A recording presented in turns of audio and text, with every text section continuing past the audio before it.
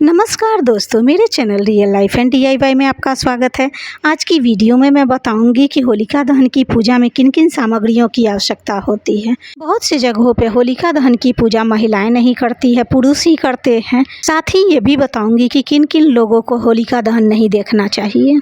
होलिका दहन चौरस्ते पे किया जाता है, जहाँ चारों तरफ से रास्ते निकलते हो, उसी के बीच में होलिका दहन किया जाता है। हर प्रांत के, हर समाज के अलग अलग नियम होते हैं, लेकिन होलिका दहन की थाली में क्या क्या रखे वो मैं आपको बता रही हूँ।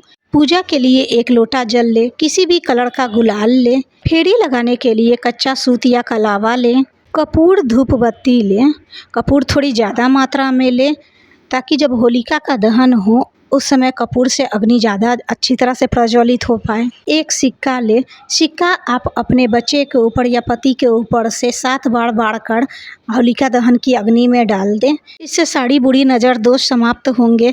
प्रसाद के लिए मीठा में बताशा ले। आप गुजिया भी ले सकते हैं अगर आपके यहाँ बनता हो तो। आप चाहे तो यहाँ दीपक भी रख सकते हैं, मगर मैं दीपक नहीं रख रही हूँ। अगर आप घर पे होलिका दहन कर रही है तो दीपक ज़रूर जलाएं।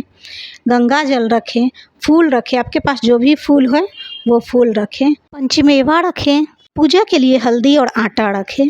आटा और हल्दी से होलिका दहन की पूजा करें तो चौक जरूर पूरे। होलिका दहन के पास चौक पूर कर ही आप अपनी पूजा की सभी सामग्री को रखें। साबुत चावल रखें, टूटे हुए चावल ना रखें। सरसों रखें। सरसों ले, घर से बाहर जब निकले तो मेन गेट के बाहर आकर आप अपने हाथ में सरसों लेकर घर के चारों तरफ से वार लें और इसे होलिका दहन की अग्नि में डाल दें। इससे आपके घर की सभी निगेटिविटी दूर होगी। सूखा हुआ नारियल या गड़ी गोला ले, उसमें रक्षा सूत्र लपेट लें। नारियल से भी इसी तरह नज़र उतार सकते हैं, घर की, बच्चों की, पति की, सभी की नज़र उतार कर इसे भी होलिका दहन में डाल दें। चंदन की लकड़ी ज़रूर रखें।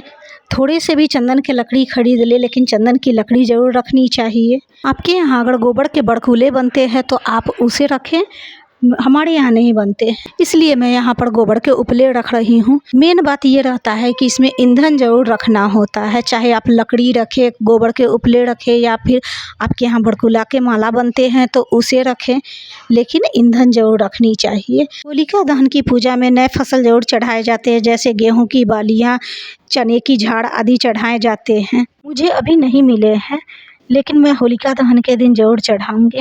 बिहार में सभी जगहों पर होलिका दहन के दिन अनेक प्रकार की पकौड़ियाँ बनाई जाती है, कढ़ी पकाए जाते हैं और उस दिन सभी लोग यही खाते हैं। बनाने से पहले 5 या 11 फीकी बड़ियाँ बनाकर निकाल कर रख दिया जाता है और होलिका दहन में उसे भी चढ़ाया जाता है। आपके यहाँ कुछ और भी चढ़ाया जाता है तो वो भी बताइएगा। अब जान लेते हैं कि किन 5 लोगों को होलिका दहन नहीं देखनी चाहिए। पहला, जो स्त्री गर्भवती हो या पीरियड में हो उन्हें होलिका दहन नहीं देखनी चाहिए। जिनकी अभी अभी शादी हुई है उन्हें भी होलिका दहन नहीं देखनी चाहिए। हमारे यहाँ तो ये रिवाज है कि शादी के बाद पड़ने वाली पहली होली को लड़की को ससुराल से मायके भेज दिया जाता है और वहीं पहली होली देखती है। जिस बच्चे का जन्म अभी अभी हुआ है, यानी जो नवजात शिशु है, उसे भी होलिका दहन नहीं देखनी चाहिए। जिन माता पिता की एक संतान हो उन्हें भी होलिका दहन नहीं देखनी चाहिए। सास बहू को एक साथ होलिका दहन नहीं देखनी चाहिए। आशा है होलिका दहन के पूजा की सामग्री की वीडियो आपको पसंद आई होगी। होलिका दहन से जुड़ी हुई अन्य जानकारियाँ भी अच्छी लगी होंगी। मिलती हूँ अगली वीडियो में।